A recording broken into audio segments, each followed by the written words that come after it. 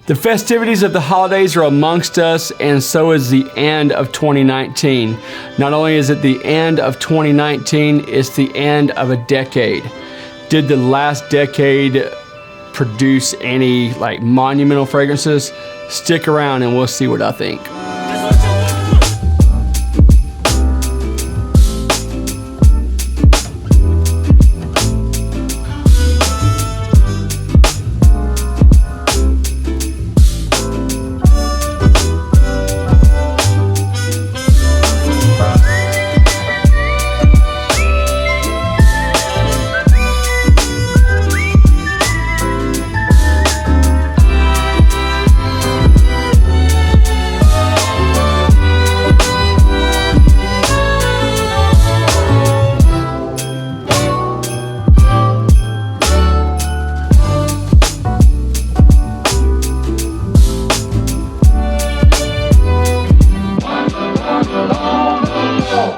Welcome back to Carolina Fragrance Reviews. I'm your host, Cam.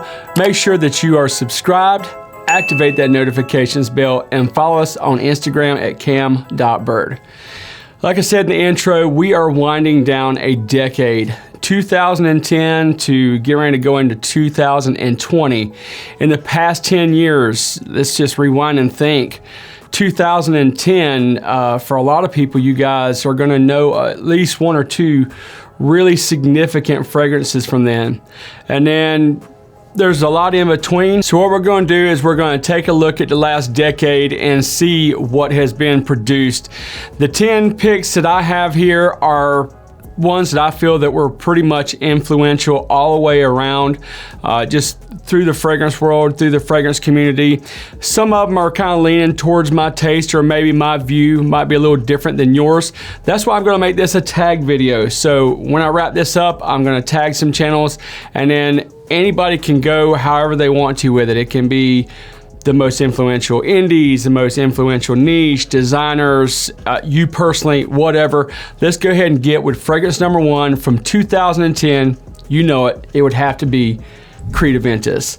This is probably the most influential, most recognized fragrance that has been out in the last decade. It caused mass hysteria with batch codes and people seeking out different batches, people paying out the nose for different batches, and it even went as far as creating Facebook groups that were dedicated to Crete Aventis and people seeking out different batches, almost to the point of insanity of numerous fragrances being inspired by this DNA, which tells you that this would probably be the number 1 pick for me as far as the most influential fragrance. It's been cloned a number of times, multiple fragrances, whether they added leather or added oud or whatever. Everybody took a little spin off of Crete Aventis in this past decade. Some of the notes in Crete Aventis are pineapple, green apple, birch, and vanilla. It also has some rose, some jasmine, just a beautiful, beautiful fragrance. If you have not smelled Crete Aventis, crawl out from underneath that rock and at least give it a try. The second fragrance is also released from 2010. It is Chanel Bleu de Chanel. This fragrance meant a lot to me, still means a lot to me.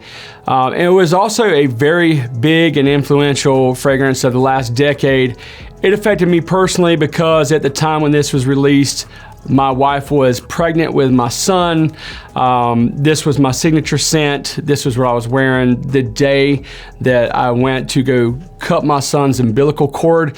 And it was also the last fragrance that my mother bought for me before she passed away. So there are a lot of different memories and just things that will always stick with me with this fragrance. And it also caused a bit of a ruckus, by Savage and other Ambroxan-based fragrances. The past decade has been slam full of blue fragrances. When it comes to the last decade and the most influential blue fragrances, mass appealing fragrances, this is definitely going to be at the top of a lot of people's list. Some of the notes in Bleu de Chanel are nutmeg, patchouli, cedar, and mint. Bleu de Chanel is extremely mass appealing, just a very, very safe fragrance, but again, it has some really awesome memories attached to it for me. So this will always be a very, very special fragrance to me and one of the heavy hitters of the last decade. The next fragrance was released in 2012. It is actually part of a very well-known flanker line. It is Chanel Allure Homme Sport Eau Extreme.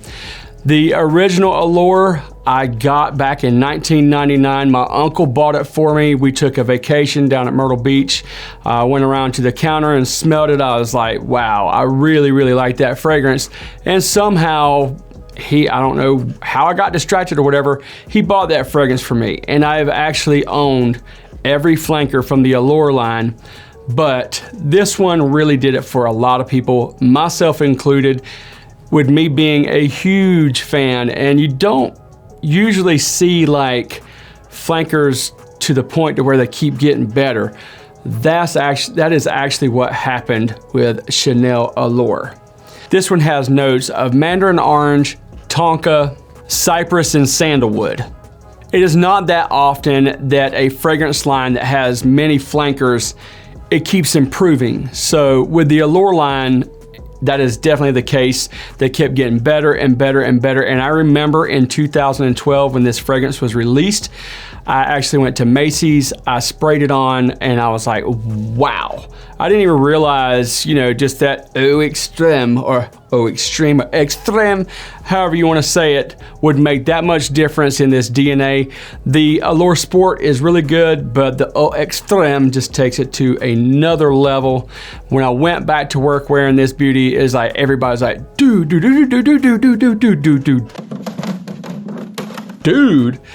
Yeah, so I went back after I got off of work and picked up my first bottle. I think this is actually my 5th bottle of this bad boy right here. The next release came out in 2013. It is from Versace. It is Eros. This is one of the well-recognized fragrances from Versace. This was actually dubbed the king of clubbing and date night. It's known for its mint and vanilla and just that kind of DNA that other fragrances kind of followed suit, that just had that, you know, that sweet vanilla type fragrances.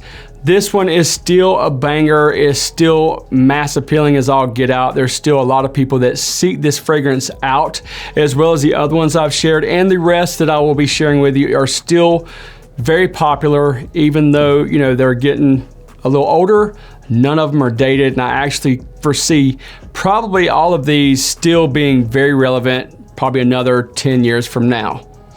Some of the notes in Eros are mint, tonka, vanilla, and apple.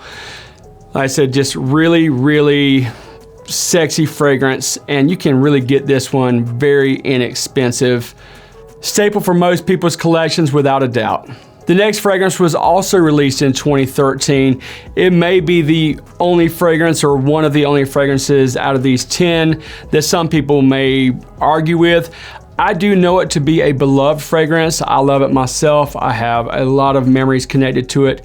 It is from the private blend from Tom Ford. It is Plum Japonaise. This fragrance, the people who love it adore it. I would definitely say that it was one of the more influential and monumental fragrances of the last decade. It has been cloned. There have been fragrances that have been inspired by it, you know, with other DNAs, whether it be like adding leather or something with the, you know, a similar scent profile. This one is like some spicy plum. It's got a nice boozy accord to it. You have some vanilla. It's just a really, really good fragrance.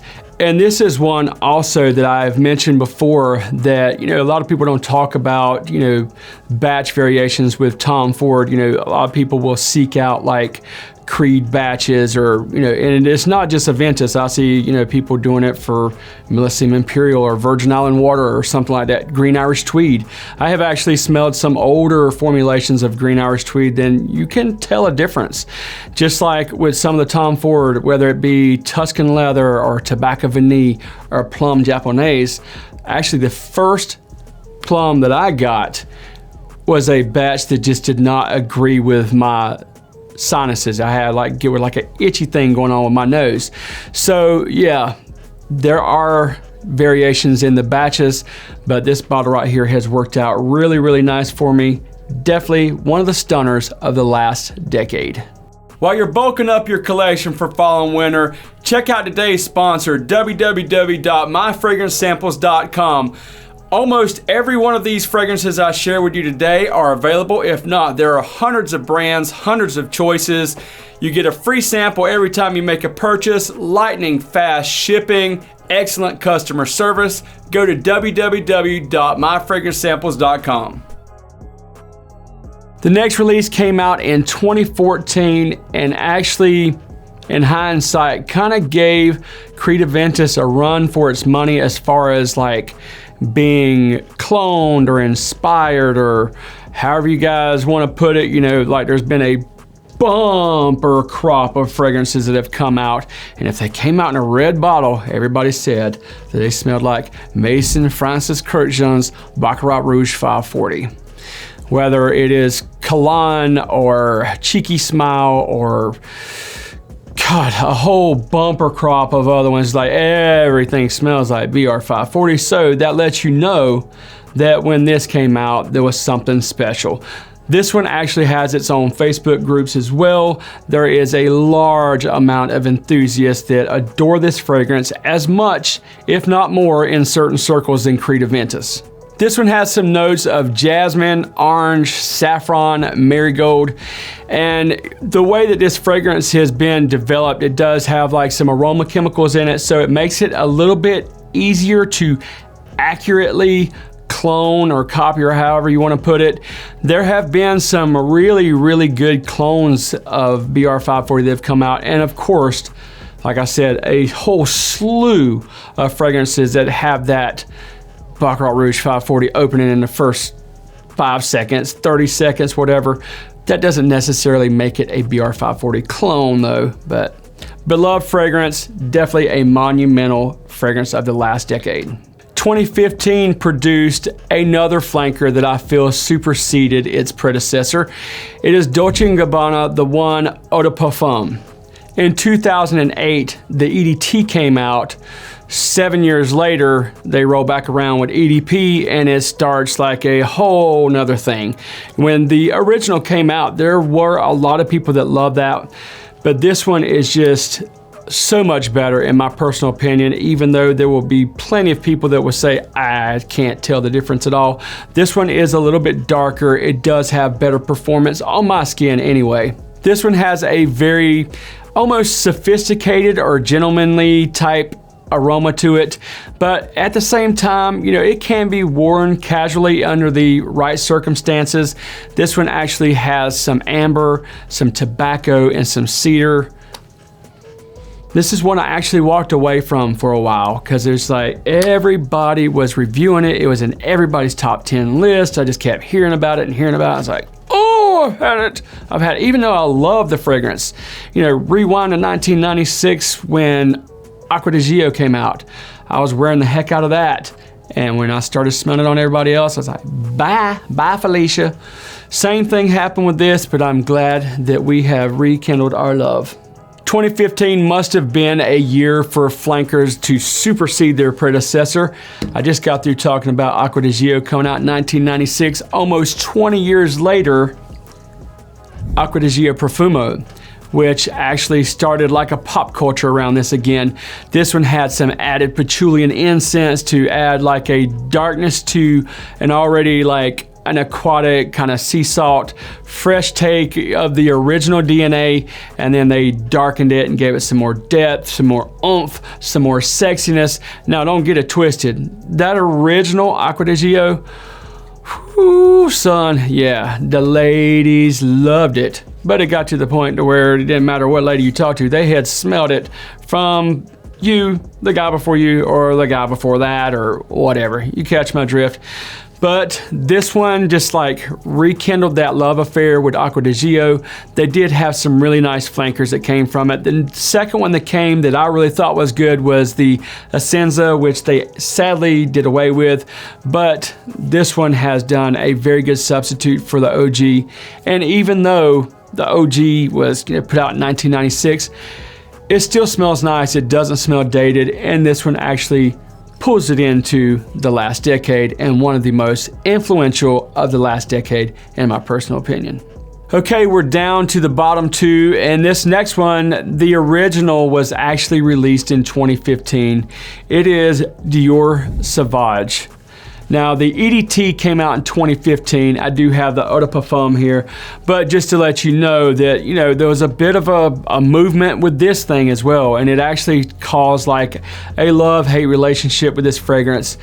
But the truth of the matter is like most of the people that I see like raise a ruckus about this, they still secretly love this fragrance.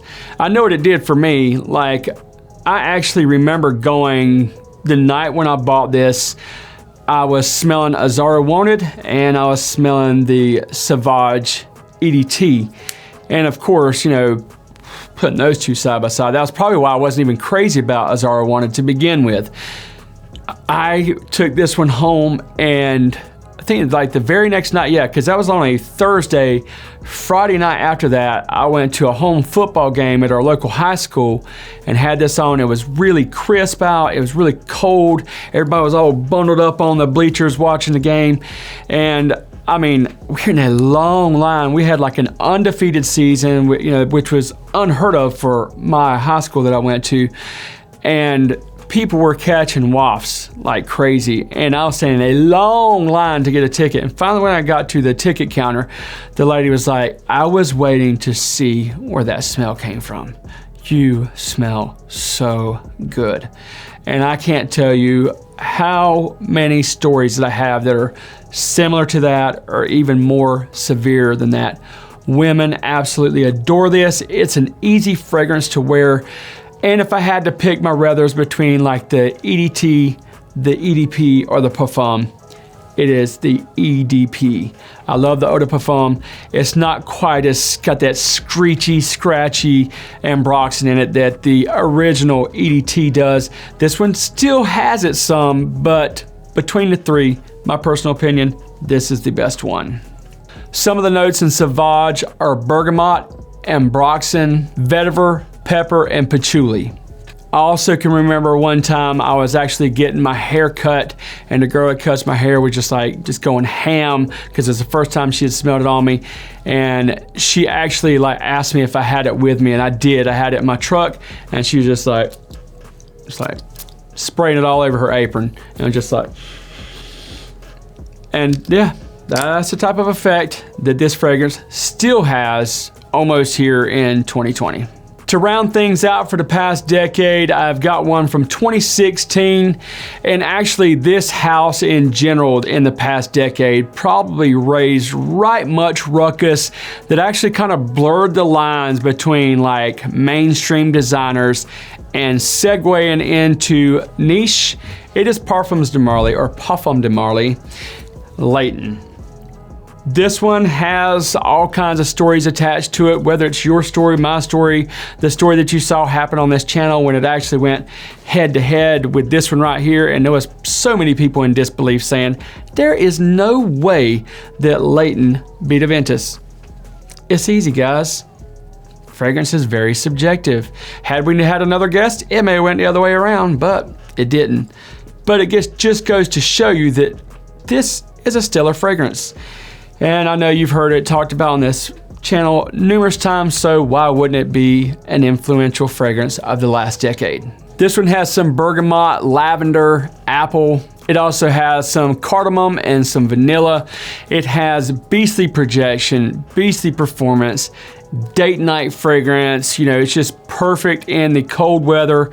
This one really, really, really sings. And you actually could get away with this one, you know, it just depends on what type your weather is. Here in North Carolina, maybe just as long as it's not getting, you know, because I just looked at our forecast. I think it's like 20 degrees out there right now, and day after tomorrow it's going to be like in the 60s. So depending on what your weather's like, you might be able to wear this fragrance for 3 seasons. Like what should be spring, winter, or fall weather, this would work. For North Carolina, just go and see what the temperature is, because it might be dead of winter and this be a little bit too much to wear.